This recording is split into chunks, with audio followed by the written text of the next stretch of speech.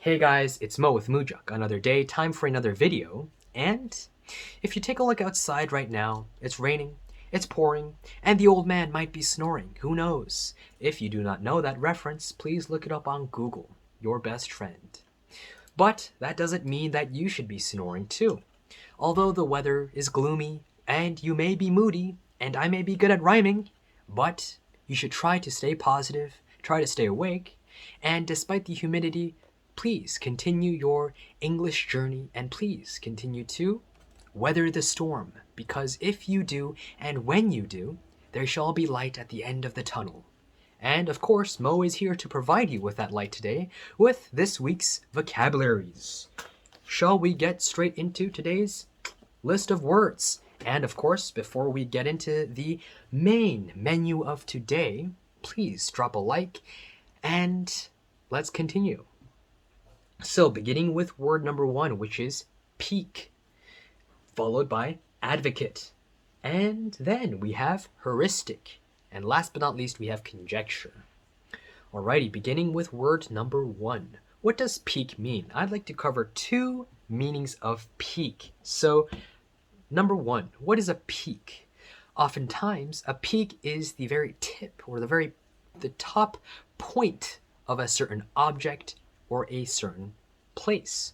For example, when hikers they hike up a mountain and they're daring, they're reckless, they're bold, they will fight any adversity. They don't care if they have to cut their fingers off to get to the top of a mountain. And when they reach the top, what do they say? They say, I have reached the top. The mountain top is mine. So the mountain top, the very top of the mountain.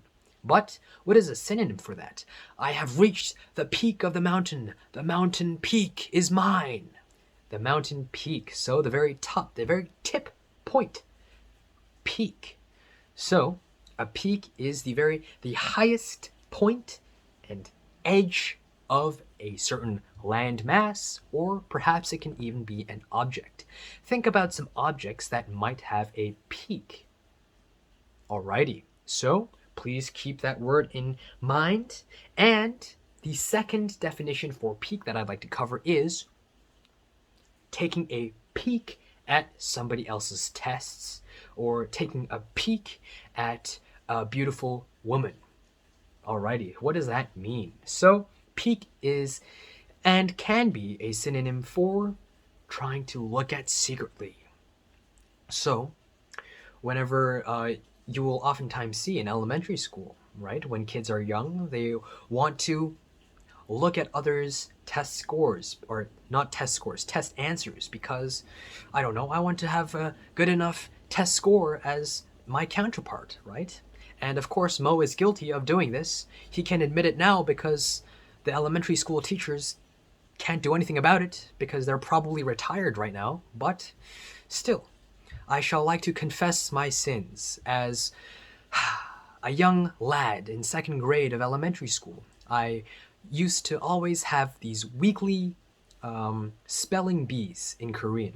So I would have to spell out a word, and we would be graded on our ability to spell out these words. So sometimes they began with simple words like grandfather, grandmother, and flower, or the flower was blooming, or I hiked up a mountain.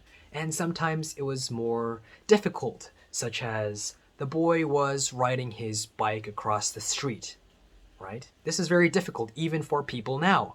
How do you space out the letters, especially in Korean, right? It's a very difficult language if you think about it. So anyway, Mo was having a lot of trouble with these sentences because, of course, he did not study the words when he should have. Instead, he played with Legos the night before. So what did he end up doing? He ended up peeking at another girl's tests. Another girl's test answers was right there, right across his desk, and Mo just took a little peek, a little glance at the other girl's test answers. And of course he got caught, but hey, he was able to enjoy his score of 90 for a full 10 minutes, I believe. So peeking, trying to peek at somebody secretly. I was trying to peek at the beautiful girl across the room. I was trying to peek at the smart geniuses' test answers. So, peak and peak. Mountain peak and peaking at something. Remember that. Next word for today is advocate. Advocate is one of my favorite my favorite vocabularies. Advocate means supporter, a person who supports a certain ideology, an idea, a statement, an opinion, a belief. So, what are you an advocate of? I am an advocate. Personally, I am an advocate of eating one avocado a day. Avocados are a healthy form of fat, monosaturated fat, and it provides a variety of healthy vitamins. And as the saying goes, an apple a day keeps the doctors away, but I believe the phrase should be changed to an avocado a day keeps the doctor away forever, because it is one of the healthiest fruit, yes, fruit, in the world. So, Mo is an advocate of eating one avocado a day. Delicious, simple to use when cooking, and of course, healthy. Alrighty. And an advocate of peace. This advocate is oftentimes used together with peace because a lot of freedom fighters or human rights activists like to use this phrase. I am an advocate of peace. I would like to fight for world peace. So, Mahatma Gandhi of India was one of the most notable freedom fighters and an advocate of peace. So, what are you an advocate of? Please think about it and share it with teachers and also your friends. Moving on to the next word, which is heuristic. Heuristic, there is a synonym for this vocabulary that I have covered before. Can anybody think of it? Dun, dun, dun, dun, dun, dun. No. Heuristic is a synonym for rule of thumb, or trying to gather an opinion or an answer as quickly as possible. So sometimes when this is cooking is a great example. So when you're cooking something, right? When you can either follow a recipe or you can just wing it. You can just do it in your head. Imagine the recipe and bring it to life. And out of these two, which one would be being heuristic? The heuristic choice would be the second, the latter method.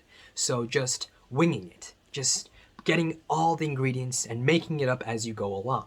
Because this is a quicker, faster, and more efficient, quicker, faster is the synonym, quicker and more efficient way of creating a meal, right? You can also follow the recipe, but it's not going to be as time efficient. So even if maybe you get 1 or 2 tablespoons of olive oil wrong, or maybe it's a little too salty or a little too sweet, you still have a finished product, faster than the first method. So that would be heuristic, by rule of thumb. So a very quick way to calculate or create an answer for something. So would you rather choose a heuristic way to cook, or perhaps a more calculated and very straightforward method of cooking? So following a recipe or just doing what you do, creativity. So that is heuristic, and the last word for today is conjecture. Now, conjecture is a word that means a belief or an idea that has no evidence or that is not backed by anything. So, for example, when this is a great example of school. So when a new kid arrives to a school, or maybe you're part of this group of friends and there's this new kid on the block who's trying to join your group and all, and maybe you're all trying to act cool, and you look at him or her and you say, yo, who you is? Who are you? Who are you? And do you know me? Are we cool? You want to be my friend? You're trying to measure him. You're trying to see how cool he is, what level he's at, right? But what if you look at this new kid and he's wearing glasses, he looks very book smart, he's very skinny, he's very short, and he looks very timid? Then of course my conjecture would be, man, nah, you're not cool enough for me. You ain't on my level, man. So what do? I tell him to go away, play with the books. So that would be my conjecture. But then later, I find out that when he rolls up his sleeve of his t-shirt, he has a tattoo, a gang tattoo, and he's actually the leader of this gang. So then I find out, oh my gosh, my conjecture was completely wrong. So my statement or my belief had no evidence at all. So what are some conjectures that you oftentimes make when you see a person or perhaps when you go to a certain place? For example, when a lot of Asians go to America, or no, not America, I'm sorry. When a lot of Asians go to Australia, they have this conjecture that there will be a lot of racism because there have been a lot of acts of racism in the past. But this is still a conjecture that may apply to you or may not apply to you. That depends on your circumstance and setting. So a conjecture is an opinion or an idea, a statement that has no evidence. There you go. So these are the 4 words of today. I hope I was able to cheer you up, keep you awake, and help you stay focused for the rest of your English journey. And of course, once again, if you can help us out and raise awareness and create a better algorithm for our YouTube channel, please drop a like and smash that subscribe button because it helps us out and we can help you with your English and vocabulary and also speaking and listening skills. Killing 500 birds with one stone. Alrighty, please remember the words for today and I shall see you all in the next one.